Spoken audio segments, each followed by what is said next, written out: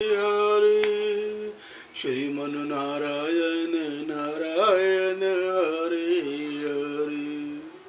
तो आइए भक्तों, श्री विष्णु पुराण का 13वां अध्याय प्रारंभ। राजा वेन और पृथु का चरित्र। ओम नमो नारायण नमः। ओम नमः। श्री पराशर जी बोले, हे मैत्रेय, ध्रुव से उसकी पत्नी ने सृष्टि और भव्य को उत्पन्न किया और भव्य से शंभु का जन्म हुआ तथा सृष्टि के द्वारा उसकी पत्नी सुच्छाया ने रिपु, रिपुंजय, विप्र, वरकल और वरकतेजा नामक 5 निष्पाप पुत्र उत्पन्न किए।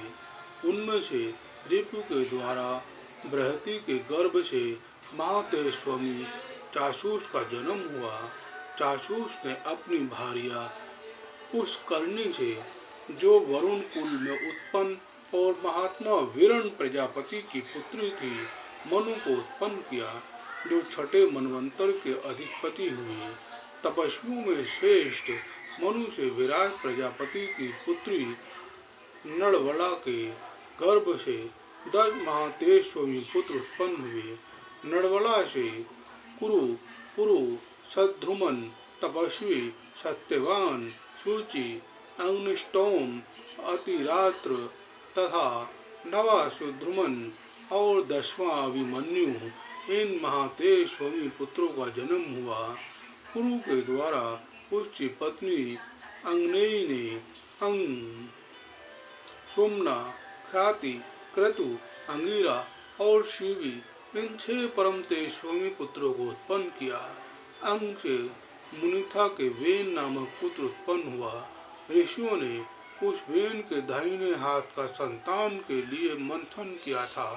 हे महामुनि, वेन के हाथ का मंथन करने पर उससे वेन्य नामक महिपाल उत्पन्न हुए, जो पृथु नाम से विख्यात है और जिन्होंने प्रजा के हित के लिए पूर्व काल में पृथ्वी को दुहा था। जय श्री हरि। श्री मैत्रेय जी बोले, हे मुनिश्रेष्ठ, परम ऋषियों ने वेन के हाथों को क्यों मथा, जिससे महापराक्रमी पृथु का जन्म हुआ। श्री पराशर जी बोले, हे मुने, मृत्यु की सुनीता नाम वाली जो प्रथम पुत्री थी, वह अंग को पत्नी रूप से दी ब्याही गई थी, उसी से वेन का जन्म हुआ। हे मैत्रेय, वह मृत्यु की कन्या का पुत्र अपने मातामह नाना के दोष से स्वभाव से ही दुष्प्रकृति का हुआ। उस वेन का जिस प्रकार महर्षियों द्वारा राजपद पर अभिषेक हुआ, उसी समय उस पृथ्वीपति ने संसार भर में यह घोषणा कर दी थी कि भगवान यज्ञ पुरुष मैं ही हूँ, मुझसे अतिरिक्त यज्ञ का भोक्ता और स्वामी हो ही कौन सकता है। इसलिए कभी कोई यज्ञ, दान और हवन आदि ना करे।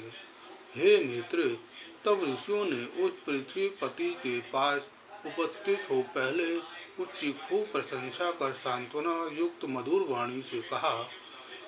ऋषिगण बोले, हे राजन, हे पृथ्वीपते, तुम्हारे राज और देह के उपकार तथा प्रजा के हित के लिए हम जो बात कहते हैं सुनो, तुम्हारा कल्याण हो।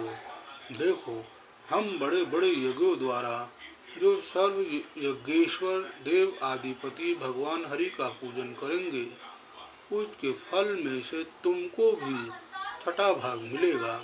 हे नर, इस प्रकार यज्ञों के द्वारा यज्ञ पुरुष भगवान विष्णु प्रसन्न होकर हम लोगों के साथ तुम्हारी भी सकल कामनाएं पूर्ण करेंगे। हे राजन, जिन राजाओं के राज में यज्ञेश्वर भगवान हरि का यज्ञों द्वारा पूजन किया जाता है, वे उन्हीं सभी कामनाओं को पूर्ण कर देते हैं। जय श्री हरि। वेन बोला, मुझसे भी बढ़कर ऐसा और कौन है जो मेरा ही पूजनीय है, जिसे तुम यज्ञेश्वर मानते हो।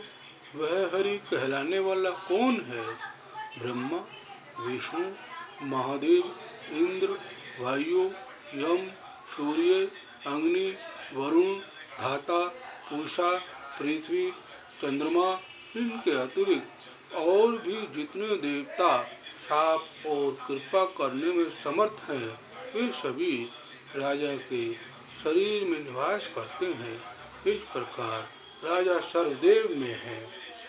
हे ब्राह्मणों, ऐसा जानकर मैंने जैसी जो कुछ आज्ञा की है वैसा ही करो। देखो, कोई भी दान, यज्ञ और हवन आदि ना करे। हे द्विजन, स्त्री का परम धर्म जैसे अपने पति की सेवा करना ही माना गया है, वैसे ही आप लोग का धर्म भी मेरी आज्ञा का पालन करना ही है। जय श्री हरि, जय श्री हरि। ऋषिगण बोले, महाराज, आप ऐसी आज्ञा दीजिए जिससे धर्म का क्षय ना हो। देखिए, ये सारा जगत हवि यज्ञ में हवन की हुई सामग्री का ही परिणाम है। जय श्री हरि। श्री पराशर जी बोले, महर्षियों के इस प्रकार बारंबार समझाने और कहने सुनने पर भी वे ने ऐसी आज्ञा नहीं दी, तो वे अत्यंत क्रोध और अमर्ष युक्त होकर आपस में कहने लगे, इस पापी को मारो, मारो, जो अनादि और अनंत यज्ञ पुरुष प्रभु विष्णु की निंदा करता है। वह अनाचारी किसी प्रकार पृथ्वीपति होने के योग्य नहीं है। ऐसा कह मुनिगणों ने भगवान की निंदा आदि करने के कारण पहले ही मरे हुए उस राजा को मंत्र से पवित्र किए हुए कुशाओं से मार डाला। जय श्री हरि। हे द्विज, तदनंतर उन मुनीश्वरों ने जब सब और बड़ी धूलि उठती देखी, उसे देखकर उन्होंने अपने निकटवर्ती लोगों से पूछा, यह क्या है? उन पुरुषों ने कहा, राष्ट्र के राजाहीन हो जाने से दीन दुखिया लोगों ने चोर बनकर दूसरों का धन लूटना आरंभ कर दिया है। हे मुनियों, उन त्रिवेग वाले प्रधानहारी चोरों के उत्पात से ही यह बड़ी भारी धूलि उड़ती दिख रही है। तब उन सब मुनीश्वरों ने आपस में सलाह कर उस पुत्रहीन राजा की जांधा का पुत्र के लिए यत्न पूर्वक मंथन किया। उसकी जांधा के मंथन पर उससे एक पुरुष उत्पन्न हुआ, जो जले ढूंढ के समान काला, अत्यंत नाटा और छोटे मुंह वाला था। उसने अति आतुर होकर उन सब ब्राह्मणों से कहा, मैं क्या करूं? उन्होंने कहा, निमीष बैठ। अतः वह निषाद कहलाया। इसलिए हे मुनि शार्दुल, उससे उत्पन्न हुए लोग विंध्याचल निवासी पाप प्रायण निषादगण हुए। उस निषाद रूप द्वार से राजा वेन का संपूर्ण पाप निकल गया। अतः निषादगण वेन के पापों का नाश करने वाले हुए। फिर उन ब्राह्मणों ने उनके दाएं हाथ का मंथन किया। उसका मंथन करने से परम प्रतापी वेन सुवन पृथु प्रकट हुए, जो अपने शरीर से प्रज्वलित अग्नि के समान देदीप्यमान थे।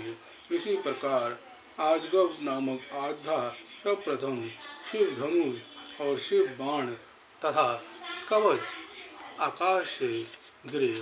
उनके उत्पन्न होने से सभी जीवों को अति आनंद हुआ और केवल सत्पुरुष के ही जन्म लेने से वेन भी स्वर्गलोक को चला गया। इस प्रकार महात्मा पुत्र के कारण ही उसकी मुम अर्थात नरक से रक्षा हुई। जय श्री हरि। महाराज, पृथ्वी के अभिषेक के लिए सभी समुद्र और नदियां सब प्रकार के रतन और जल लेकर उपस्थित हुए। उस समय अंगिरस देवगणों के सहित पितामह ब्रह्मा जी ने और समस्त स्थावर जंगम प्राणियों ने वहां आकर महाराज वेन पुत्र का राज्य अभिषेक किया। उनके दाहिने हाथ में चक्र का चिन्ह देखकर उन्हें विष्णु का अंश जान पितामह ब्रह्मा जी को परम आनंद हुआ। ये श्री विष्णु भगवान के चक्र का चिन्ह सभी चक्रवर्ती राजाओं के हाथ में हुआ करता है। उनका प्रभाव कभी देवताओं से भी कुंठित नहीं होता।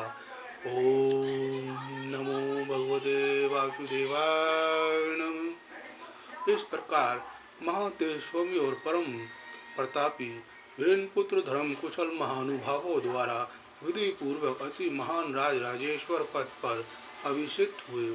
जिस प्रजा को पिता ने प्रसन्न किया था, उसी को उन्होंने अनुरंजित प्रसन्न किया।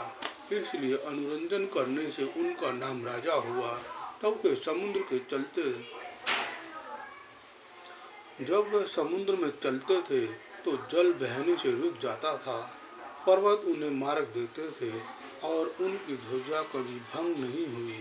पृथ्वी बिना जोते बोए धान्य पकाने वाली थी। केवल चिंतन मात्र से ही अन्न सिद्ध हो जाता था। गोए कामधेनु रूपा थी और पत्ते पत्ते में मधु भरा रहता था।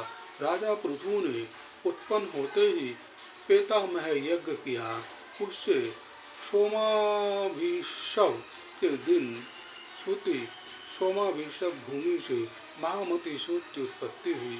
उसी महायज्ञ में बुद्धिमान मागध का भी जन्म हुआ। तब मुनिवरों ने उन दोनों सूत और मागधों से कहा, तुम इन प्रतापवान वेन पुत्र महाराज पृथु की स्तुति करो। तुम्हारे योग्य यही कार्य है। राजा भी स्तुति के ही योग्य है। तब उन्होंने हाथ जोड़कर सब ब्राह्मणों से कहा, ये महाराज तो आज ही उत्पन्न हुए हैं। हम इनके कोई कर्म तो जानते ही नहीं हैं। अभी इनके ना तो कोई गुण प्रकट हुए हैं और न यश ही विख्यात हुआ है। फिर कहिए हम किस आधार पर इनकी स्तुति करें। ऋषिगण बोले, ये महाबली चक्रवर्ती महाराज भविष्य में जो जो कर्म करेंगे और जो जो भावी गुण होंगे, उन्हीं से तुम इनका स्तवन करो। जय श्री हरि। श्री पराशर जी बोले, यह सुनकर राजाओं को भी परम संतोष हुआ। उन्होंने सोचा, मनुष्य सद्गुणों के कारण ही प्रशंसा का पात्र होता है, अतः मुझको भी गुण उपार्जन करने चाहिए। इसलिए अब स्तुति के द्वारा ये जिन गुणों का वर्णन करेंगे, मैं भी सावधान पूर्वक वैसा ही करूँगा। यदि यहाँ पर ये कुछ त्याज्य अवगुणों को भी कहेंगे तो मैं उन्हें त्यागूंगा। इस प्रकार राजा ने अपने चित्त में निश्चय किया। तदनंतर उन सुत और मागध दोनों ने परम बुद्धिमान वेन नंदन महाराज पृथु का उनके भावी कर्मों के आश्रय से स्वर सहित भली प्रकार स्तवन किया। उन्होंने कहा, हे महाराज, सत्यवादी, दानशील, सत्य मर्यादा वाले, लज्जाशील, सुहृद, समाशील, पराक्रमी और दुष्टों का दमन करने वाले हैं। ये धर्म, कृतज्ञ, दयावान, प्रियभाषी, माननीयों का मान रखने वाले, मान देने वाले, यज्ञ प्राण, ब्राह्मण, साधु समाज में सम्मानित, शत्रु तथा मित्र के साथ समान व्यवहार करने वाले हैं। इस प्रकार शुद्ध और मगध के कहे हुए गुणों को उन्होंने अपने चित्त में धारण किया और उसी प्रकार के कार्य किए। तब उन पृथ्वीपति ने पृथ्वी का पालन करते हुए बड़ी बड़ी दक्षिणाओं वाले अनेकों महान यज्ञ किए। अराजकता के समय औधियों के नष्ट हो जाने से भूख से व्याकुल हुई प्रजा पृथ्वीनाथ पृथु के पास आई और उनसे पूछने पर प्रणाम करके उनसे अपने आने का कारण निवेदन किया। प्रजा ने कहा, हे प्रजापति, नरश्रेष्ठ, अराजकता के समय पृथ्वी ने समस्त औधियाँ अपने में लीन कर ली है, अतः आपकी संपूर्ण प्रजा क्षीण हो रही है। विधाता ने आपको हमारा जीवनदायक प्रजापति बनाया है, अतः सुधारूप महारोग से पीड़ित हम प्रजाजनों को आप जीवन रूप और दीजिए। जय श्री हरि। श्री पराशर जी बोले, यह सुनकर महाराज पृथु अपना आजगव नामक दिव्य धनुष और दिव्य बाण लेकर अत्यंत क्रोध पूर्वक पृथ्वी के पीछे दौड़े। तब भय से अत्यंत व्याकुल हुई पृथ्वी गो का रूप धारण कर भागी और ब्रह्मलोक आदि सभी लोकों में गई। समस्त भूतों को धारण करने वाली पृथ्वी जहाँ जहाँ भी गई वहीं वहीं उसने वेन पुत्र पृथु को सत्य संधान किए अपने पीछे आते देखा। तब उन प्रबल पराक्रमी महाराज पृथु से उनके बाण प्रहार से बचने की कामना से कांपती हुई पृथ्वी इस प्रकार बोली। पृथ्वी ने कहा, हे राजेंद्र, क्या आपको स्त्री वध का महापाप नहीं दिख पड़ता, जो मुझे मारने पर आप ऐसे उतारू हो रहे हैं? पृथु बोले, जहाँ एक अनर्थकारी को मार देने से बहुतों को सुख प्राप्त हो, उसे मार देना ही पुण्यप्रद है। पृथ्वी बोली, हे नरश्रेष्ठ, यदि आप प्रजा के हित के लिए ही मुझे मारना चाहते हैं, तो मेरे मर जाने पर आपकी प्रजा का आधार क्या होगा? पृथ्वी ने कहा, अरे वसुदेव, अपनी प्रजा का उल्लंघन करने वाली तुझे मारकर मैं अपने योग बल से ही इस प्रजा को धारण करूंगा। श्री पराशर जी बोले, तब अत्यंत भयभीत एवं कांपती हुई पृथ्वी ने उन पृथ्वीपति को पुनः प्रणाम करके कहा। पृथ्वी बोली, हे राजन, यत्न पूर्वक आरंभ किए हुए सभी कार्य सिद्ध हो जाते हैं, अतः मैं भी आपको एक उपाय बताती हूँ। यदि आपकी इच्छा हो तो वैसा ही करें। हे नरनाथ, मैंने जिन समस्त औषधियों को पचा लिया है, उन्हें यदि आपकी इच्छा हो तो दुंग रूप से मैं दे सकती हूँ। अतः हे धर्मात्माओं में श्रेष्ठ महाराज, आप प्रजा के हित के लिए कोई ऐसा बछड़ा बनाइए जिससे वात्सल्यवश मैं उन्हें दुंग रूप से निकाल सकूं, और मुझको आप सबक समतल कर दीजिए, जिससे मैं उत्तम उत्तम औषधियों के बीज रूप धुन को सर्वत्र उत्पन्न कर सकूं। जय श्री हरि। पराशर जी बोले, तब महाराज पृथु ने अपने धनुष की कोटि से सैकड़ों हजारों पर्वतों को उखाड़ा और उन्हें एक स्थान पर इकट्ठा कर दिया। इससे पूर्व पृथ्वी के समतल न होने से पुर और ग्राम आदि का कोई नियमित विभाग नहीं था। हे मित्र, उस समय अन्न, गोरक्षा, कृषि और व्यापार का भी कोई क्रम न था। यह सब तो वेनपुत्र पृथु के समय से ही आरंभ हुआ है। जय श्री हरि। हे द्विजोत्तम, जहाँ जहाँ भूमि समतल थी वहीं वहीं पर प्रजा ने निवास करना पसंद किया। उस समय तक प्रजा का आहार केवल फल मूल आदि ही था। वह भी औषधियों के नष्ट हो जाने से बड़ा दुर्लभ हो गया था। तब पृथ्वीपति पृथु ने स्वयंभू मनु को बछड़ा बनाकर अपने हाथ में ही पृथ्वी से प्रजा के हित के लिए समस्त धान्यों को दोहा।